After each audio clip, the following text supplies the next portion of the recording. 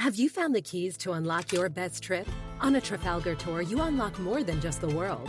We give you the keys to discover real connections and one-of-a-kind experiences. It all starts with expert itineraries where everything is taken care of. With Trafalgar, your money goes further, and so do you. Unlock your best self.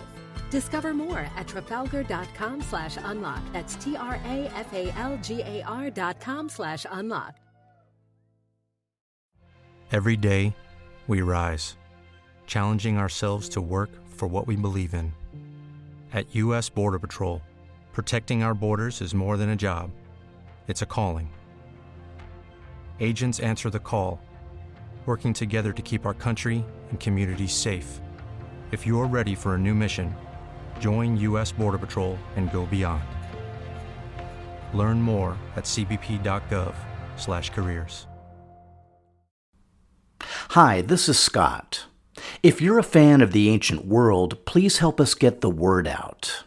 Like us on Facebook, follow us on Twitter, and rate the series on iTunes. Thanks again for listening.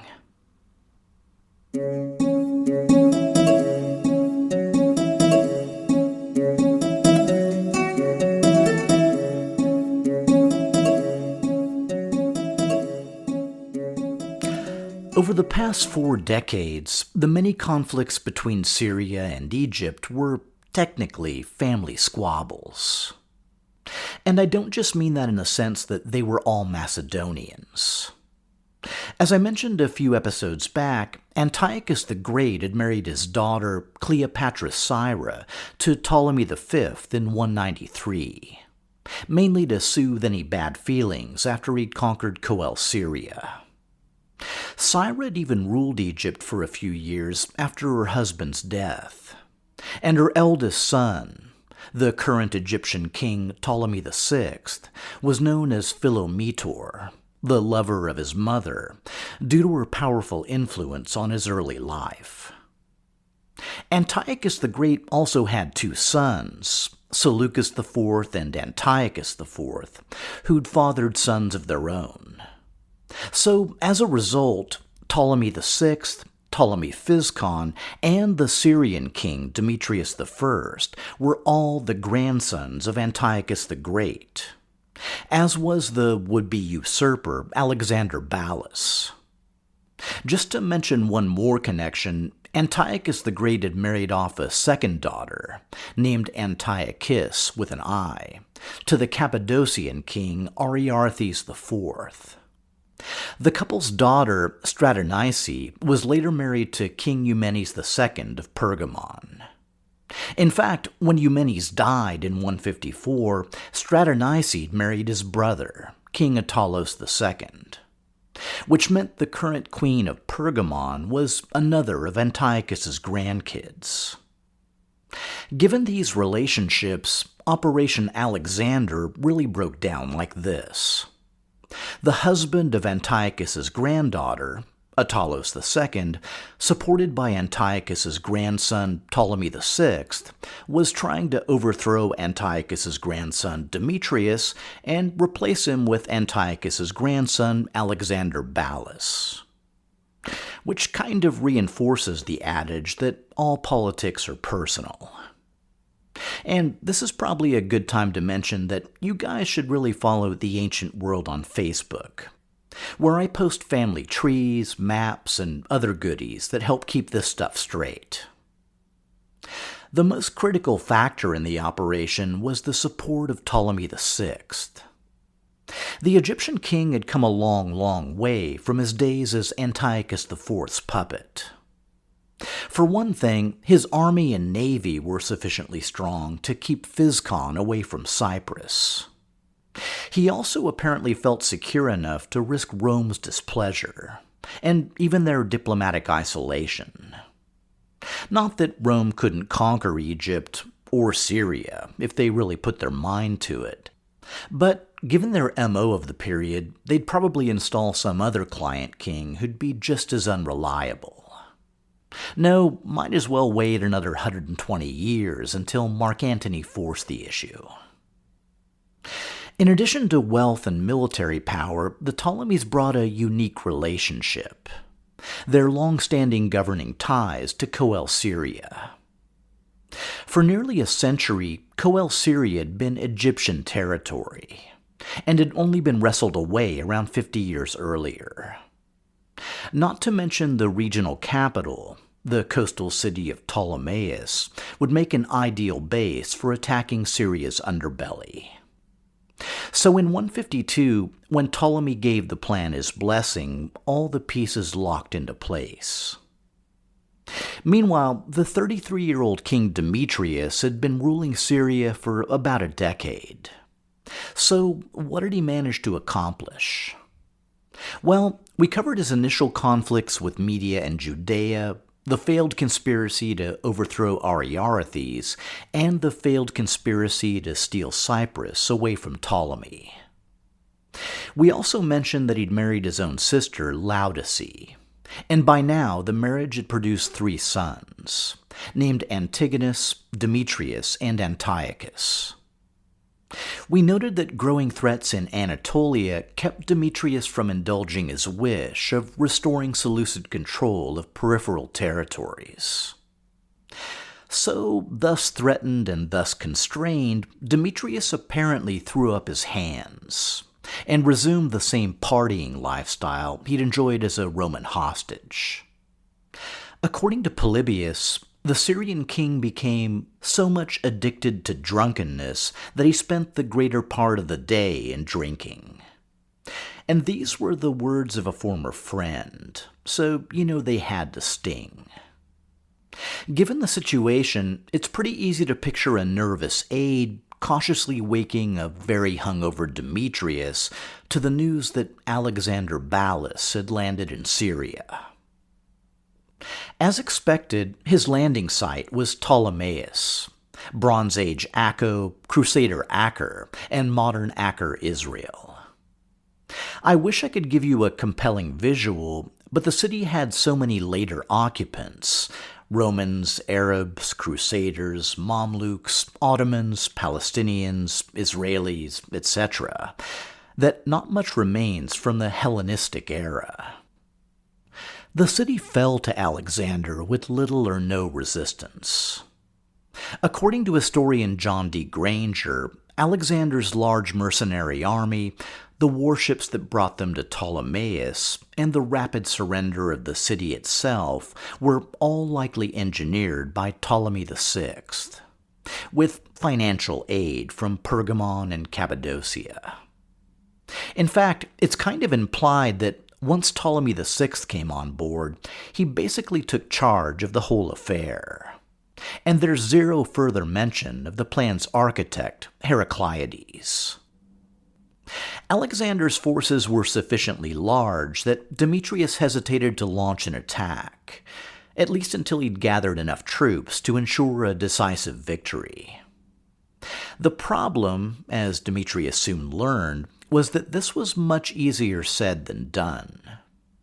So what basically happened is that both sides hunkered down in their respective capitals, Antioch and Ptolemais, and tried to gather political support. And it didn't take long for things to get pretty awkward. First Maccabees reports that Demetrius contacted Jonathan Maccabee, the brother of Judah whom his army had killed, to try to win his support against Alexander Balas. The main inducement was authorizing Jonathan to reconstitute the Jewish army, which would then support Demetrius as an auxiliary force. It would also allow the Seleucid king to pull his garrisons back up north, while keeping Alexander Balas surrounded by rearmed Jewish forces. Jonathan apparently accepted the offer, and, being so magnified, raised an army, reoccupied Jerusalem, and drove out all the Seleucid officials installed by Demetrius and Bacchides. Which, okay, maybe that part didn't go exactly as planned, but at least the Judeans were on his side. Until they got the second letter from Alexander Balas. Being in the weaker position, Alexander was willing to offer more.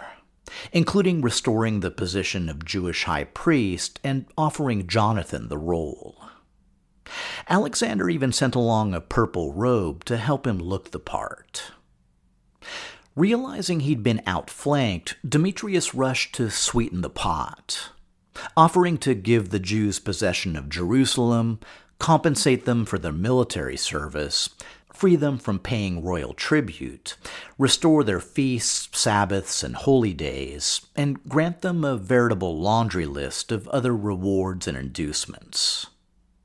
Demetrius also willed that their overseers and governors be of themselves, and that they live after their own laws. And, as a fun little bonus, he gave them the city of Ptolemais as a free gift, with the understanding that in order to claim it, they'd first need to kill Alexander.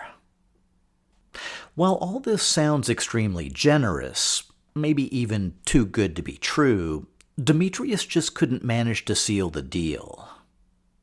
Whether it came down to lack of trust or bitterness over his brother's death, Jonathan gave his support to Alexander Balas. So, why did Demetrius, the completely legitimate king of Syria, have such a tough time gaining Seleucid support? Well, mainly because his once promising reign had degenerated into failure and stagnation. And even his hold on northern Syria wasn't entirely secure. Many of the current Syrian officials had originally been installed by Antiochus IV, so it's safe to say their loyalty remained conditional. To be brutally honest, neither contender made a compelling case for the Syrian throne, which is why the military stalemate and political jockeying dragged on for nearly 2 years. But finally, in 150 BC, Alexander made his move. Granger uses the minting of coins and fragmentary records to reconstruct the chronology. In June 150, Alexander apparently landed forces at Seleucia Pieria, only 20 miles from Antioch. If you recall, the Ptolemies had held the city for a couple decades in the late 3rd century BC, and Ptolemy VI may have cultivated contacts he could bribe to surrender the city. Demetrius could hardly ignore this major threat right on his doorstep, so he summoned the forces he had available and led them out of Antioch. After 2 long years of hemming and hawing, the two sides finally clashed. And they quickly learned that their caution had been warranted, because in terms of numbers and quality of troops, they were pretty evenly matched. Except, Demetrius's army included 25 war elephants. So either Lysias hadn't killed them all, or these had been acquired more recently. Whichever the case, Demetrius sent them thundering forward to smash Alexander's ranks, and his terrified soldiers fled to Seleucia Pieria. Inside the walls of his coastal stronghold, Alexander knew he was facing defeat unless he could counter the threat.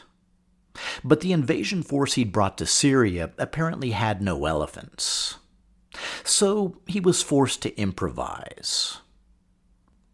In the first episode, we talked about the Syrian cities founded by Seleucus I. They included Antioch and Seleucia Pieria, where the rival armies currently sat, along with Laodicea and Apamea. While Laodicea was a major port, Apamea was a military base, one also used as a stable for horses and elephants. In Seleucus's time, it had held 500 elephants, those obtained from Chandragupta Maurya, along with 30,000 mares and 300 stallions. And while those heady days were far in the past, it was still a base, and it still held elephants. It was also around 100 miles from Seleucia Pieria. Granger suggests that Alexander Balas sent a body of soldiers on a very critical mission, to either raid the possibly depleted garrison or bribe its officers to get what he needed. Either way, the plan apparently worked, because within a week of his initial defeat, Alexander launched a counterattack, this time with some war elephants of his own. Demetrius's advantage was completely neutralized, and the two sides resorted to infantry combat, at which point it was really anyone's game. But Granger notes that as the battle raged, Demetrius became separated from his own forces, and he was surrounded by the enemy and killed, still fighting. On the death of Demetrius, the usurper faction regained control of the Seleucid Empire, with the help of Rome, Pergamon, Cappadocia, and, above all, Ptolemaic Egypt. A few weeks later, in the city of Cyrene, the 14-year-old Princess Cleopatra Thea received some interesting news. Her father, King Ptolemy VI, had decided it was time for her to get married. To her uncle Physcon, the guy she'd been engaged to and living with for the past 4 years? Oh, yeah, no. Cleopatra Thea was instead to be married to the 17-year-old Alexander Balas. We have no idea how she took the news, how she related to her father or her mother, or to her uncle/fiancé. Or, for that matter, how 32-year-old Ptolemy Physcon felt about having his prospective bride yanked away and handed to a Syrian usurper. The only thing we know for sure is that the royal nuptials were due to be celebrated in grand Ptolemaic style. According to 1 Maccabees, Ptolemy went out of Egypt with his daughter Cleopatra, and they came to Ptolemais in the 162nd year. And just to mention it, the calendar used by the Seleucids, and also by the Judeans, put year 0 at 312 BC, the year that Seleucus I retook Babylon at the beginning of our first episode. So the Seleucid year 162 equates to 150 BC. To continue, King Alexander meeting him, Ptolemy gave unto him his daughter Cleopatra, and celebrated her marriage at Ptolemais with great glory, as the manner of kings is. Which is how Cleopatra Thea was formally installed as Queen Cleopatra I of Syria. There are even coins commemorating the marriage, with Cleopatra Thea prominent in the foreground and Alexander Balas in the rear. The reason for this, and for the rapid-fire wedding in general, was to grant Alexander some sort of legitimacy, since he was both an illegitimate son of Antiochus IV and, of course, a usurper. But Granger also points out that the only comparable previous marriage between the two royal houses was that of Ptolemy II's daughter Berenice to Antiochus II, and had ended in her murder, a Seleucid civil war, and a Ptolemaic invasion. So let's all send our best wishes out to the happy young couple. The irony for King Ptolemy VI had to be pretty rich indeed. As a teenager, he'd been installed as a puppet ruler by the Syrian king Antiochus IV. And now, 2 decades later, he'd installed Antiochus IV's teenage son as his own puppet king in Syria. Sorry, I mean as a noble and trusted ally. Or at least kinda trusted. Ptolemy apparently made it clear from the start that he'd strongly prefer that Alexander govern Syria from Ptolemais, where the Egyptian king had solid contacts and could return in force if needed, if things ever started to go south. It's safe to assume that a new palace was built to house the royal family and court, and Ptolemy appointed trusted officials to act as the new king's advisors. In general, the transition from Demetrius to Alexander looked to be pretty seamless, which again goes to show how the once unthinkable can rapidly become the new norm. Seleucid officials appointed by Antiochus IV had little problem supporting his son, and none appointed by Demetrius rose up in revolt. It's safe to assume that outside the happy little bubble of Ptolemaeus, the Egyptian influence may have rankled the more die-hard Seleucid loyalists. But for the moment, they seemed to be biding their time and seeing how things played out. The new couple could feel somewhat secure that the immediate threats had been addressed. Even before their celebrity wedding, Alexander would have let Thea know that the most prominent members of the old regime, Demetrius's sister-wife Laodice and their firstborn son Antigonus, had already been put to death. But she'd also learned that Demetrius's two younger sons, Demetrius and Antiochus, had somehow managed to slip away and escape to Anatolia, which, depending on where they ended up, could be a no-brainer or a very big deal. Two of Anatolia's major players, King Attalos II of Pergamon and King Ariarthes V of Cappadocia, had backed Alexander's bid for the throne. So now that murdering Seleucid children was actually a thing, they could easily take care of the kids if they ever showed up making trouble. She also knew that two other kingdoms, Bithynia and Pontus, were currently occupied with succession disputes, but also had no particular motive to shelter Demetrius's children.